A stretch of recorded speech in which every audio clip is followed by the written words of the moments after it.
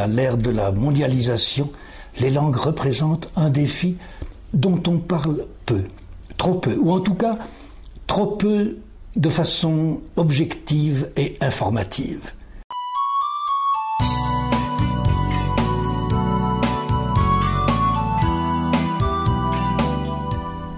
Vous comprenez, la langue, c'est dans la société l'équivalent de l'influx nerveux dans un corps humain. Et c'est extrêmement important qu'il y ait rapidité et précision.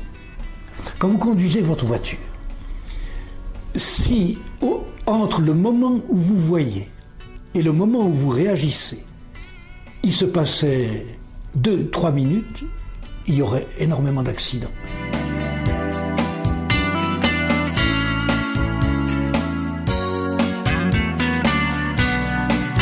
Un autre aspect du défi des langues, c'est la contamination.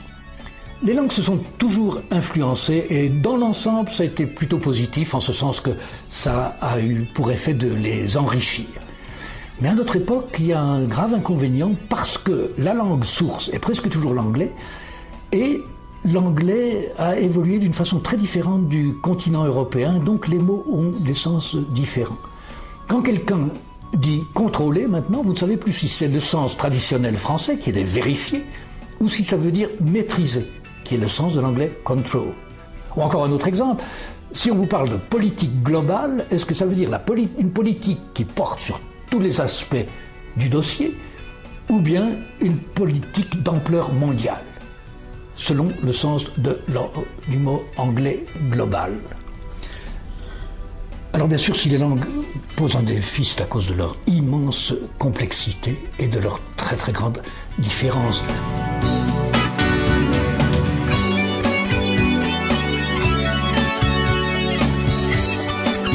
L'accident le plus meurtrier de l'histoire de l'aviation, qui s'est produit à Tenerife en 1977 et qui a causé la mort de 583 personnes, est dû au fait que le pilote n'a pas compris la phrase « Clipper 1736, report clear of runway ». Alors, bon, moi je suis un ancien traducteur professionnel. J'ai vécu aux États-Unis. L'anglais, je suis censé bien le savoir. Mais je vous assure que si j'avais été aux commandes de cet avion, je n'aurais probablement pas évité la catastrophe. Parce que cette phrase, je ne peux pas la comprendre du premier coup. Or, le drame de l'aviation, c'est qu'il faut réagir en quelques secondes. Quelques secondes plus tard, c'est trop tard.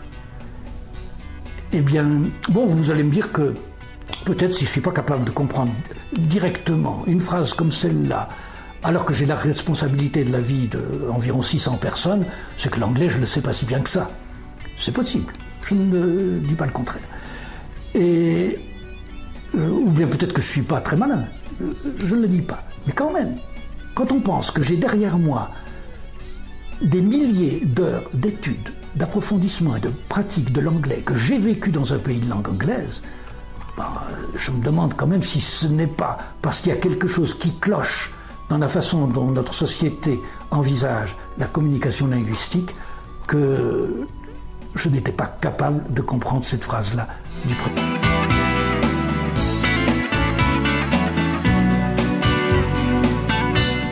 Alors, la plupart des langues du monde ont 5 voyelles, A, E, I, O, U. En anglais, il y a 24 sons vocaliques qui s'étalent comme une gamme. C'est pas facile d'arriver à distinguer entre soaks, socks, sax, sax, sex, sex, six, sakes. La plupart des peuples du monde sont incapables de faire ces distinctions. Ou elles sont souvent très très importantes. Si vous dites ship au lieu de ship, vous croyez dire bateau, mais un anglo-saxon, il entend mouton.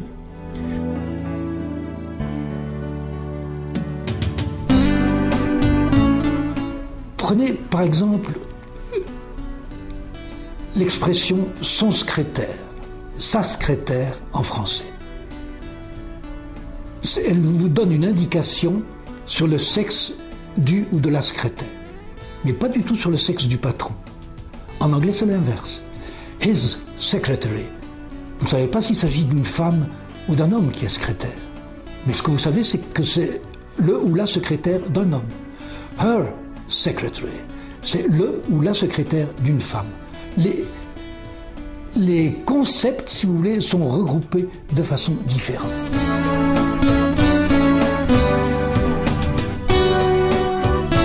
Et ce sont des exemples comme cela qui vous montrent que ce qu'on nous raconte en général au sujet des langues est complètement à côté de la plaque. On ne cesse de nous rebattre les oreilles avec l'idée que l'anglais est une langue facile et que la langue mondiale, c'est l'anglais. Eh bien, c'est pas vrai. L'anglais n'est facile qu'au début. Posséder l'anglais, c'est extrêmement difficile. Et l'anglais n'est une langue mondiale qu'en ce sens que c'est la langue dans l'enseignement de laquelle les États engouffrent l'argent des contribuables dans le monde entier pour un résultat absolument médiocre. Une étude sérieuse qui a été faite sur la compréhension de l'anglais par les Européens a démontré que seuls 6% des Européens étaient capables de comprendre un texte d'anglais courant parlé. Donc 94% des Européens ne comprennent pas l'anglais. C'est vrai que beaucoup croient le comprendre. Il y a un grand décalage entre la réponse à la question « Est-ce que vous savez l'anglais ?» et puis ce qu'on observe si on fait un test.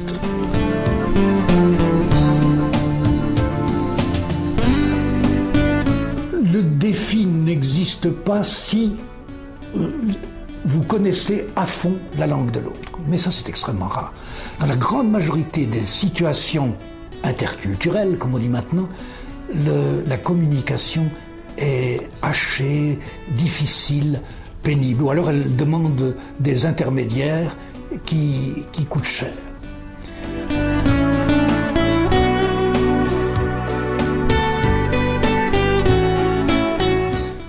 À la suite d'un traumatisme crânien, d'une attaque cérébrale, parfois d'une tumeur au cerveau, on peut très bien perdre l'usage du langage parce que le cerveau n'est plus en mesure de commander le langage. Et on devient ce qu'on appelle aphasique. Eh bien, ce vécu-là, vous l'avez probablement vécu, si vous avez des contacts avec l'étranger, vous avez voulu vous expliquer dans une langue que vous maîtrisiez mal, et puis les mots ne vous venaient pas, votre prononciation était mauvaise, vous compreniez mal, et quelquefois vous avez tout simplement renoncé à dire ce que vous vouliez dire parce que c'était trop fatigant pour le système nerveux de rechercher les mots, les règles de grammaire, etc.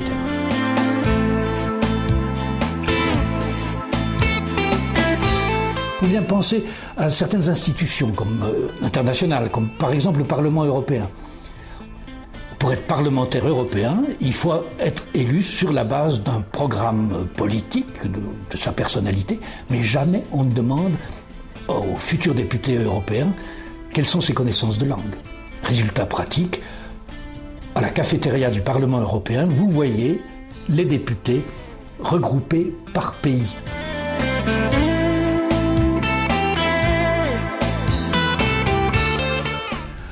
Ou bien peut-être que vous êtes PDG d'une PME et que vous êtes engagé dans des négociations avec un partenaire coréen.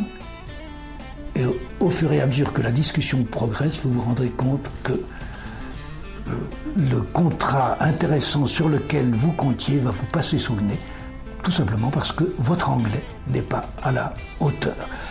Et vous savez que votre concurrent suédois, lui, a une maîtrise parfaite de l'arme linguistique.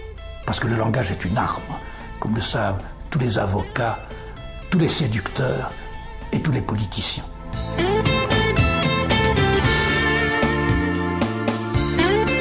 Que ces situations soient tellement fréquentes, ça montre qu'il y a un dysfonctionnement dans notre société.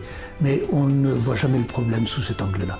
Et pourtant, quand on pense à l'investissement énorme que font des millions de jeunes, des millions de professeurs de langue, des millions de contribuables, pour un résultat quasi nul pour l'immense majorité des gens, on se dit, mais enfin, s'il s'agissait d'électricité ou de pétrole, ça ferait un tollé. Mais parce qu'il s'agit de temps, d'argent, d'énergie nerveuse, d'argent des contribuables, d'énergie nerveuse ou psychique ou mentale, on ne fait pas le rapport entre l'énorme investissement, les innombrables frustrations qu'on demande à des millions de gens et le résultat. Et ça se retrouve aussi au niveau le plus élevé.